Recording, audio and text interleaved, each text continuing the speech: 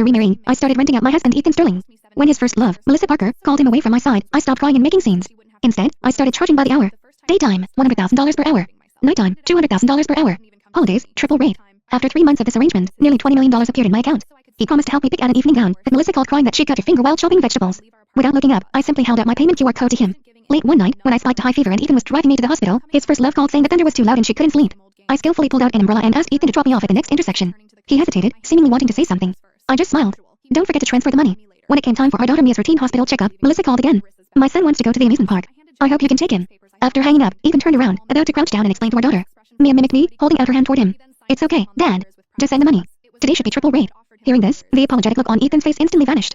He stood up and pointed at her daughter, questioning me with righteous indignation. Charlotte Bennett, is this how you've been raising our child? I calmly pulled her daughter behind me. What's wrong with it? If she can't get love, at least she gets money. Better than me, it'll take a divorce for me to learn that lesson. Ethan was instantly speechless. The phone rang again. Melissa's son's voice came through. Uncle Ethan, hurry up! You promised to ride the tiger coaster with me 100 times. My daughter gripped my clothes tightly. Noticing her gesture, Ethan, for once, didn't immediately agree. He reached out, wanting to pat her daughter's head. Be good. Today you go to the hospital with Mom first. After you get better, Dad will take you to the amusement park, okay?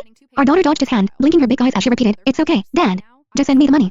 Ethan's expression completely darkened. Before leaving, he dropped angrily, Charlotte, you and your daughter can keep this up all you want.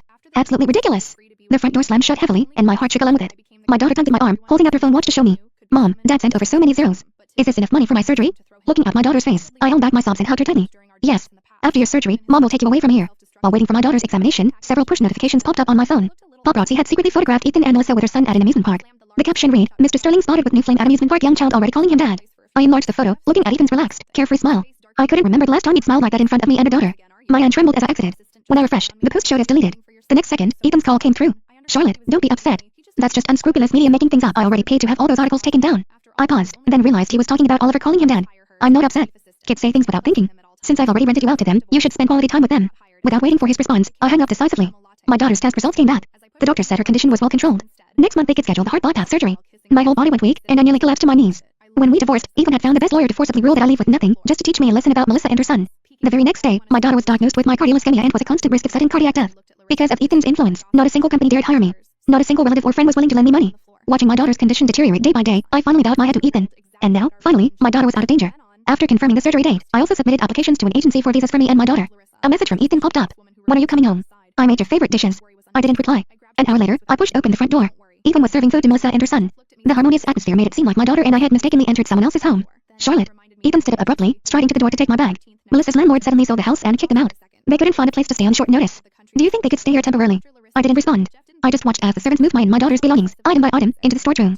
Melissa spoke weakly, though her expression couldn't hide her smugness. Sorry, Charlotte. My health isn't great, so I can't only stay in rooms with good lighting and ventilation. Ethan gave me the master bedroom. My daughter's room had also been taken over by Oliver. Her favorite doll had been thrown out by Oliver, its arms and legs broken off. Ethan suddenly looked a bit guilty. Charlotte, if you don't agree, I can also find him another place. I agree. I held out my hand to him. The rent is the same as before, but the rental fee for living in my house and your companionship tax need to be calculated separately. Smack. Ethan hurled my bag violently to the floor, his face dark as ink. Charlotte, have you lost your mind? What kind of crazy talk is this in front of the children? I could only laugh coldly. He was the one who brought another woman and her child into this house, yet he blamed me for being shameless for pointing it out. Ethan pulled Melissa and her son toward the door. As he passed me, he threw a bank card at my face. 5 million. Is that enough? Too proud to accept kindness, you might as well just marry money. After the house finally quieted down, my daughter dabbed at my face with tissues, sniffling. Only then did I realize the bank card had cut my cheek, drawing blood. Mom, it's all because I'm sick. That's why Dad treats you badly every day. I held my daughter tightly. Mom's not upset. Once you're better after surgery, Mom will be happy. My daughter, who always insisted on bedtime stories from her father, fell asleep in my arms with tears still on her face.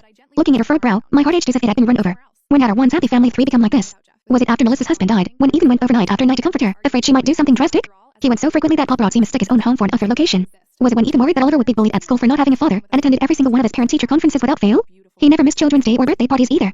This caused my daughter to be treated as a mistress's child, bullied relentlessly at school. Was it when my daughter had her first heart attack and fainted, and I called Ethan countless times but the line was always busy? When I finally rushed to the hospital, I was told all the doctors had been reassigned to treat Oliver's scraped knee. My daughter's heart stopped 3 times. I brought until my head bled before finally stopping a doctor who barely managed to save her life. I took a deep breath and packed our belongings. Holding my sleeping daughter, I left that unrecognizable home without any attachment. After settling into our new place for a week, Ethan hadn't sent a single message. But Melissa's messages kept coming. All of them forwarded news reports about their outings, as if afraid I wouldn't see them. Expressionless, I clicked them open.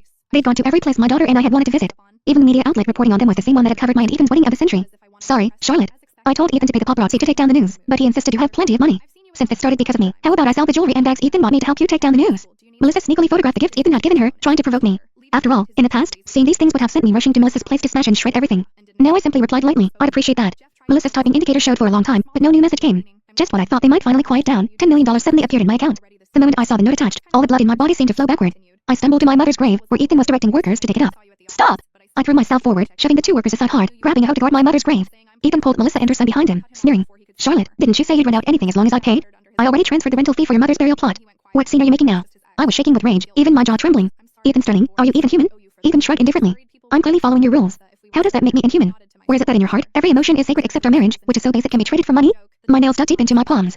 I was so full of hate I barely felt the pain. I couldn't understand how the man who once knelt at my mother's sickbed, swearing he'd never betray me for the rest of his life, could have become this. Melissa held a framed photo of a deceased dog, tears streaming down her face.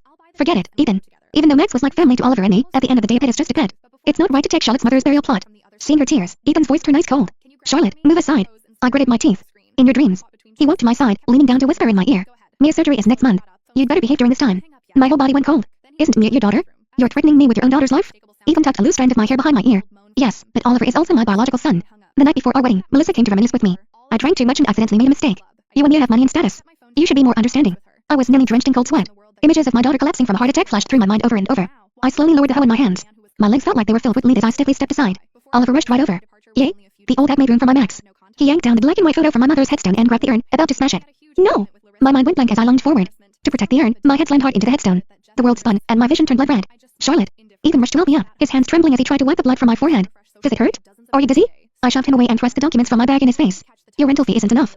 Sign it. Seeing the words property transfer agreement on the document, Ethan's face turned cold. Fine, Charlotte. Just fine. He pulled out a pen decisively and scrawled his signature across it. Then he hurled both the pen and documents to the ground, sweeping Melissa and her son into his arms as he strode away. The pen broke in half. It was a gift I'd given him for our 3rd anniversary. The first document he'd signed with that pen was our marriage certificate.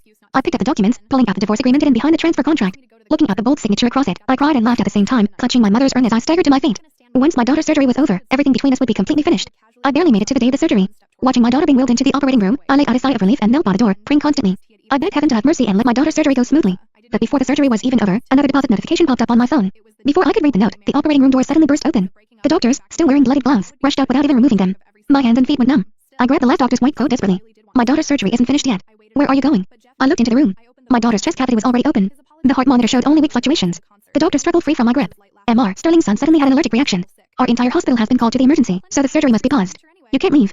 My voice was thick with tears as I fumbled for my bank card with shaking hands. However much he's paying you, I'll pay double. Just finish my daughter's surgery. Afraid they think it wasn't enough, I pulled out my phone to transfer money immediately. That's when I finally saw the note on that deposit notification. It was Ethan's rental fee for the doctors. Ma'am, this isn't about money. We're afraid of losing our jobs. No matter how much I begged, the doctors pried my fingers loose one by one and left. My daughter lay alone on the operating table. Just half an hour more and she would have had a new lease on life. But now, because of her own father, she lay there with her chest open, waiting to die. A message from Melissa popped up. In the photo, Oliver only had a slight rash. Yet the hospital room was surrounded by layers of doctors. Ethan sat by the bed, feeding Oliver my daughter's favorite strawberry cake. Melissa's tone was full of triumph. Charlotte, didn't you act so magnanimous, wanting only money, not people? How does it feel watching your daughter die right in front of you? If you hadn't remarried, I might have even given you some money. You can only blame yourself for being so presumptuous for that certificate and that pitiful title. You've cost your daughter her life. I nearly crushed my phone in my grip. Time ticked by second by second. If this continued, when my daughter's anesthesia wore off, she'd be in agony. I dialed Ethan's number over and over again. Not once did he answer. Watching my daughter's heartbeat line grow weaker and weaker, I opened my phone's video camera and cried into it. Melissa, I'll give Ethan to you. Please just let the doctors come back, okay? I'll give you all the money he transferred to me too. Once my daughter's surgery is done, I promise to disappear far away and never bother your family of 3 again. The moment I sent the video, Ethan's call came through. As soon as I answered, he raged on the other end. Charlotte, I only called away to assistant doctors. What are you pretending for? To frame Melissa, you don't even care about your own daughter's life? Melissa sobbed beside him. Ethan, it's all Oliver's fault for having an allergic reaction during Mia's surgery. That's why you couldn't stay by Charlotte's side. Ethan had a sudden realization. Charlotte, is this performance to remind me I haven't paid you my rental fee? You shouldn't be Mrs. Sterling, you should change your name to Mrs. Money. The call was abruptly disconnected. Along with the deposit notification came an avalanche of news reports. Mrs. Sterling money obsessed, husband and daughter's lives both available for rent. Unconscionable, halted daughter's open heart surgery just to film framing video for money. With trembling hands, I dialed 911, trying to call doctors from another hospital. But the ambulance was blocked by the swarm of media rushing to film. I grabbed a surgical knife from nearby and swung it wildly, just to clear a path to survival for my daughter. Meanwhile, Ethan was getting restless. He kept clicking on the news reports, somewhat hesitant. Mia is still in surgery. Was I too harsh? Seeing Oliver bouncing energetically on the hospital bed, he still got up and headed toward the operating room. When he arrived, the scene before him nearly brought him to his knees.